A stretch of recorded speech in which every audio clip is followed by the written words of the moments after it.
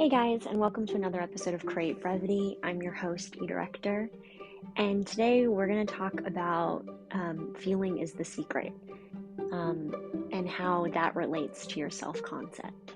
Okay? So, before we begin, just want to let you guys know we do have an awesome blog and we do offer one-on-one coaching on our website at createbrevity.com. Okay, so jumping right into it. I had originally released a different podcast, so I'm not sure if some of you had seen that. That kind of went into feeling is the secret. But after I listened to it and after I spoke with some people and they had some questions about it, I realized that I wanted to make it a little bit more clear and a little bit more comprehensive. So first, let me explain. Feeling is the Secret is a lecture or a book that was written by Neville Goddard, and it kind of goes in with the law of assumption.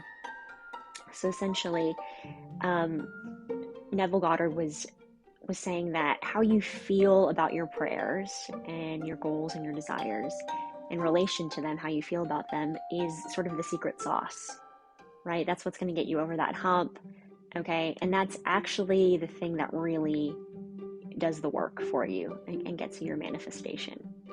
So a lot of people who coach have kind of taken this and honestly, everyone has their own techniques and everyone has their own way of looking at manifesting, but I see a lot of people interpreting this as sort of feeling joyful or feeling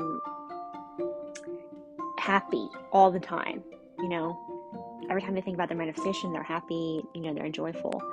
And that's not wrong, but it's almost impossible, especially if you do not have a good history with manifesting. So if you haven't been doing it for very long and you're a beginner, it can be really hard to sort of maintain that happy place and that joyful place. So I had written some blog posts about how I thought, and I agreed with other coaches that kind of described feeling is the secret as more of a being at peace with your manifestation, right? Being relaxed about it, you know, knowing that it's done so you can move on and do other things in your life. You can focus on yourself. And I agree with that. But in my opinion, I think feeling is the secret goes even a little bit deeper. For me, as I've been manifesting, particularly as I've been sort of manifesting new goals for myself with this business and with different clients, is feeling is the secret for me really gets broken down into your self-concept about yourself. That's sort of like the ultimate feeling. And, you know, self-concept is not just what you're thinking about in your head, okay? That's a part of it, yeah. But it's also the emotions. It's how you feel about who you are as a human being. It's, you know, what your values are. It's positive and negative beliefs that you have. You know, it's your self-esteem, your self-worth. It's the story that you tell about yourself in relation to other people and other things. And when I really started manifesting as a practice, when I really started praying, when I really started becoming more of just being more present and being more in touch with myself as a daily practice and as a lifestyle, I realized that I would have all of these amazing manifestations and then they would go away, right? Hot and cold. Or I would, for example, when I was starting this business, it was incredibly time consuming and taxing. And I would go to bed every day almost in tears, you know, just completely exhausted. There's really no way to describe it. I just felt drained, really. And when I really started examining why I was feeling so drained and tired, it was because I was essentially fighting myself every step of the way. I would get an idea, I would want to do something, you know, I'd want to write up a post on the website, and then all of a sudden I would be inundated with negative thoughts, right? That's how it would start. I felt like just negative thoughts, negative self-talk, different memories or images of failure, okay? Different visions that I would have of, or scenarios that I could spin out of future failure, and it made me feel like I was fighting myself and fighting all the other external circumstances. So it was like a two-front war almost. And I really started wondering, where is this coming from? Why do I have so much negative self-talk around working for myself? And I realized that I had a really strong, very old, deeply rooted negative belief about myself. It was a part of my self-concept. It had been a part of me for so long.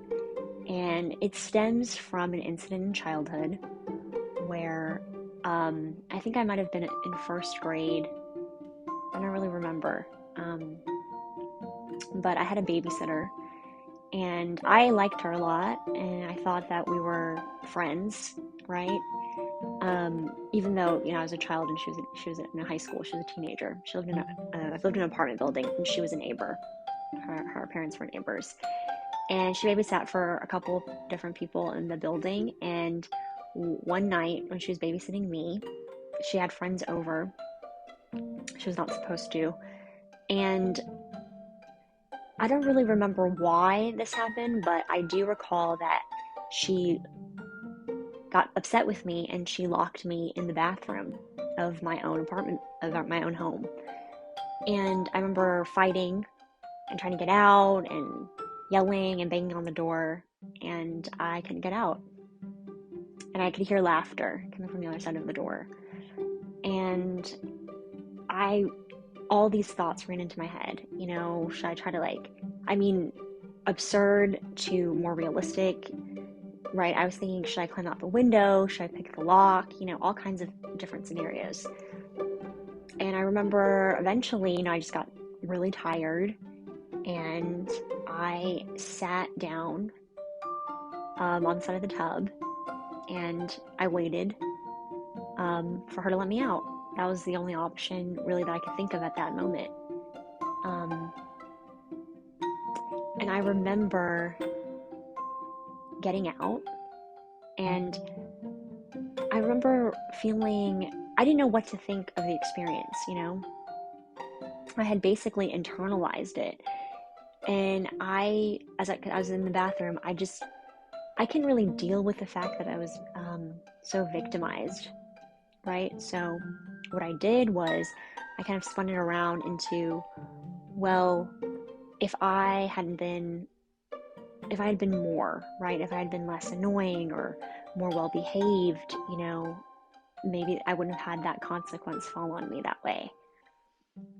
And I remember I told what happened to my mom, to my birth mother. If you guys listen to the podcast, then you know that I am adopted. So this was before that. And I had a conversation with her, and her response was not what I expected. I kind of expected like a rush of anger. I wanted her to defend me. I wanted her to stand up for me, but she was so dismissive. It was very casual of what happened. It didn't seem like it was a big deal to her. And that kind of sort of cemented it for me. It sealed it into sort of stone for me. So I got two sort of kind of corresponding core beliefs out of that. One is that I became kind of essentially, whenever I feel conflict of any kind or a large amounts of stress, I tend to go into kind of mediation mode, right? I can people please, right? At the expense of myself, right? I can kind of mitigate my boundaries, okay? So that somebody else can feel better, right? And the reason why I do that is because I learned in that moment that, if I had just done the right thing, I wouldn't have been in the bathroom, right? I wouldn't have been locked away, basically, right? I wouldn't have been so scared. So that was one core belief. And then the second one that I discovered that I have is I have a hard time asking for help after that. When it comes to things that I feel like I should be able to handle, right? So, for example, with work, I would always take on way more responsibility than I felt like I needed. Group projects in school, I remember doing lots and lots of work that I didn't really need to do, that I probably should have delegated if I was the team leader, or I should have requested there be more delegation, but I just kind of took that on myself because I felt like I needed to be able to handle it, right? And it all comes from this weird form of learned helplessness, basically victimization, right? But also, I was so uncomfortable with thinking of myself as a victim because no one really wants to think of themselves as being victimized, or no one really wants to think of themselves, in that way. It's embarrassing. It can feel shameful.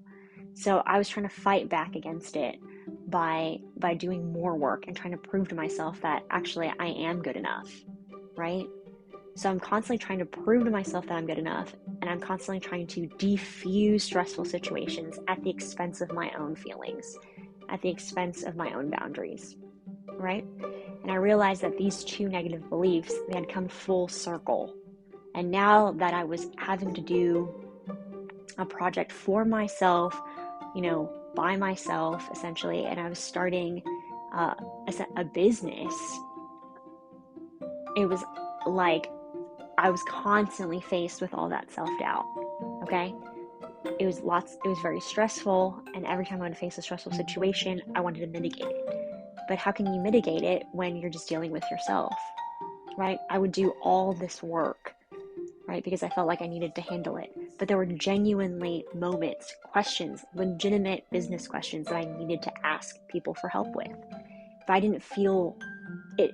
It's interesting kind of saying that, because part of what I do is communication, and it requires lots and lots of communication and trust. But it was like I couldn't really trust myself to be able to ask for help. I wasn't sure if I was going to get it, essentially, is what it breaks down to, right?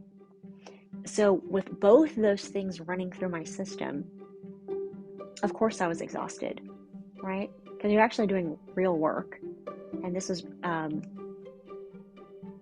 before, I really kind of got into a groove. So I was just figuring things out. So it was before all of that. So I was doing all of that work, but I was also fighting myself every step of the way, right? So that's what I believe feeling is the secret really breaks down to. It is the feeling that you have about yourself that is the secret, right? It's your self-concept, okay? And that you have to deal with how you feel about yourself first. I personally believe. And I think that a lot of coaches believe this, but you can't control what someone else does. But what I have found is that, clients will say, oh, I really want this. I really want to work on this manifestation, And as they start working on it, and if it's something really, really big, okay, and if it starts hitting against their self-concept, and that feeling isn't lining up, that's when they really start to take a moment and they start to kind of figure out what this is. Because it can sometimes be actual physical things that you feel. I would start to type things and my hands would shake sometimes. I don't have any kind of, disability. There should be no reason for that. But it's just genuinely how I felt at the time, and a lot of people have something like that. Okay. And I write about one technique in the blog where I talk about, whenever you get those moments, just remind yourself that you're in control. Okay. Right? Remind yourself that you're in control, and that the tension that you're feeling in your body, because at first it feels strange, genuinely, right? Because once you start recognizing that this is a pattern that you have in your life, and this is deep in your core, even though it's hard to admit, this is what you're feeling about yourself, you feel strange about it, I remember feeling very irritated at myself.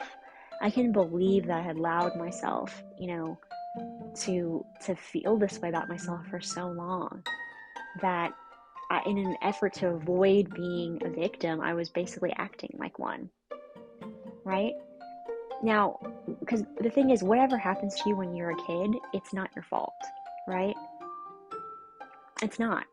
Regardless of whatever happened or whatever I did, right? I should not have been placed in the bathroom and locked in it for hours, okay? I shouldn't have felt that. That is a ridiculous thing to do when you're supposed to be looking after a child, okay? But that's not my fault. And I'm allowed to feel bad about it. I'm allowed to accept how I feel about that, right? I don't need to make excuses for it, right? I don't need to try to qualify it by saying, oh, well, other people suffered worse than me, okay? Because at the end of the day, everyone's life, okay, is difficult at points. Everyone has something, okay? It doesn't matter what it is on the spectrum. If it affected you in a negative way, and that's the point, it affected you in a negative way, and that makes it real. So I had to accept it for what it was, okay? And I had to accept that it did affect me, okay? And once you start seeing that, like I said, you can feel irritation. I felt irritable. I felt angry at myself. I was angry at other people too. Why didn't they intervene? Why didn't they understand? I wish you would have never hired that babysitter, these kinds of things. But ultimately, after you come out on the other side of all of those feelings, you start feeling tension. Because now you have two ways you can respond to stress. You can respond to problems in your life. You can respond to negative circumstances, right? When you're manifesting. The old way, okay? Or the new way. And at first, it will be very tempting to go back and respond the way that you already know how to do. Because that's familiar to you. You know sort of the ending of that. It's something you can handle, okay? But I would advise you, if you're in a moment and you're feeling that tension, you don't know which way to go, okay? Or maybe you're just angry, okay? Maybe you're kind of feeling embarrassed.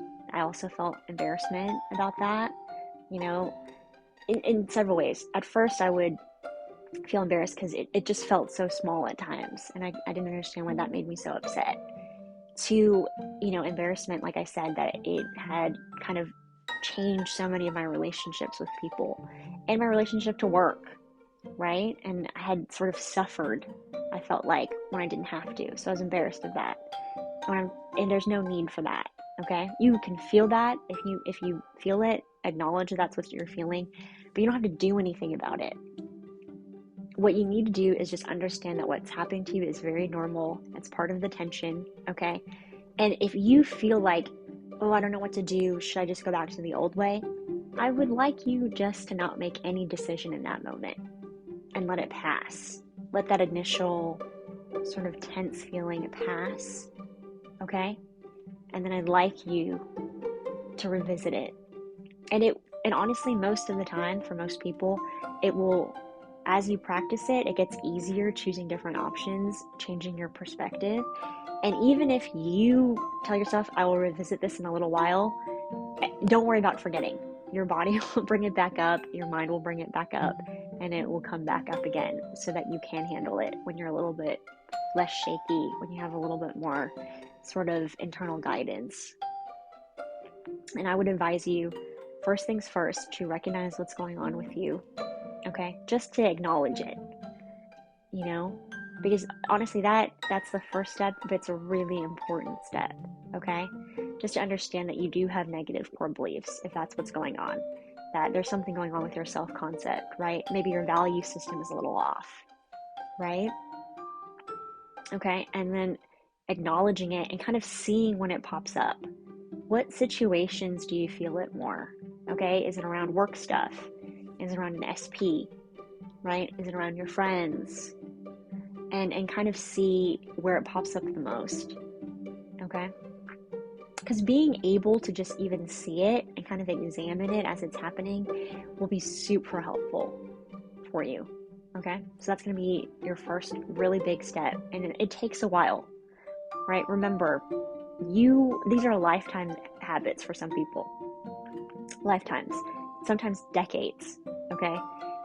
You can't wipe that out in a day, usually not for most, okay? It takes them a while to kind of sort through their feelings, kind of to figure out what their new self-concept is, okay? And to work on building it up, making that more habitual, making that stronger.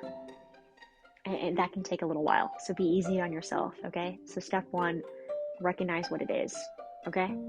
And step 2, I want you to focus on, as you're recognizing it, the type of person that you want to be now. Because, like I said, whatever happened to you in the past, especially when we were children, that is not your fault, right? You're a victim of your circumstances, okay? But also recognize that in my case, it took me a while because I had a lot of resentment towards that babysitter. But as I realize, now as an adult, when I look back on that, I realize that I don't even think that this person realized how badly they hurt me at the time. They were a teenager. So basically, essentially, they were a child too, right? It's a lot of responsibility. Maybe they couldn't handle it, okay? Maybe they were irritated by me in some type of way, and they didn't know how to deal with their own feelings. And that was the best way that they could come up with in their head. See, people they respond to things in whatever way they think is best for them in the moment. Whatever they have decision making that they can best do for most people. Okay? And you have to realize that you don't need to internalize it anymore. Okay? Whatever happened. It's not about you. And it was never about you, and it's not your fault. You can't control what happened to you. You can only control your reaction to it. So whatever happened to you back then, okay, however victimized you were or how much of a victim that you felt like, you don't need to feel that anymore. Okay? You can let go of it. And the way that you can let go of it is by focusing on actually the things that you do want. So I don't want learned helplessness around group projects. I don't want to bend my boundaries, okay, in favor of other people, right? I like helping people, but I don't want to do it at the expense of myself, okay? I never want to do that again. That was the person that I wanted to be. So then I started asking myself, how do I become that person, right? So anytime I have different decisions would come up, or different options for how to spend my time, or hanging out with different people, I really started looking at it from that perspective. Is this really making me happy? Is this going to serve me? Is this going to help me in some type of way? Okay? Because the other thing about when you become a people pleaser, okay, and some people call this, being nice, but very rarely is it for you. Okay? You're doing it for other people because you want validation, but you're not really doing it because you want to be kind, right? Being kind is very different. That's a different quality, okay? You're literally doing it without expecting anything back. Usually people who are people pleasers, they do it because they want validation. They want praise, right? They want acknowledgement. Okay, whatever stressful situation going on, they want it to go away as fast as possible. Okay, not recognizing the fact that it's actually better sometimes to let things get agitated and grow from it, right? But they prefer that predictable feeling. So that's actually for them. They're not being kind to other people, okay? So you're not really doing it, for yourself, so to speak, right? You're doing it because you want something from someone else. So keep that in mind as well. Okay? Because I know it's hard. Sometimes you're like, well, I want to be confident. I want to, be this person, but I also really want to be nice. Well, yeah.